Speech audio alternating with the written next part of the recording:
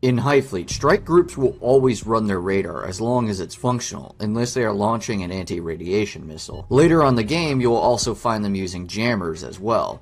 As discussed previously, jammers and radar are active sensors, meaning that not only will you have to toggle them manually, but they will actively be broadcasting your position to the enemy. Keep in mind that all modules that the enemy uses are exactly the same as the ones that you have, meaning that they have the same capabilities and limitations, but we can use this to our advantage.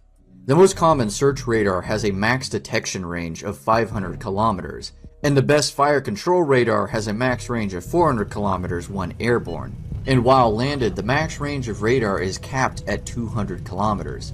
This means that the farthest detectable range of most radar is up to 1000 kilometers, meaning that the small Elint sensor is completely sufficient to detect all radar, and that the larger, more expensive, and harder to find Elint sensor provides little extra utility.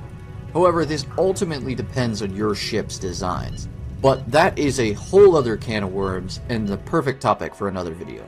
The most powerful radar in the game has a max search range of 750 kilometers, meaning that you still have time to detect their radar emission with the small Elint and react before they even know that you're there, as long as you aren't blocking your sensors.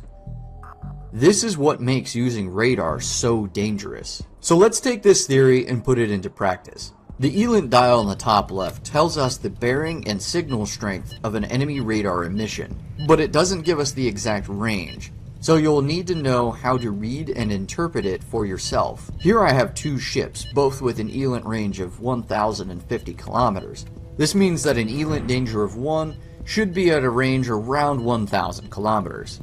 If the dial fills up and goes to danger close, that means you are within the enemy's detection range.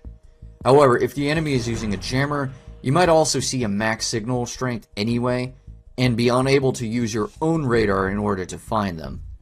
So in general, the signal strength dial gives an approximate range to contact between 1000 and 500 kilometers.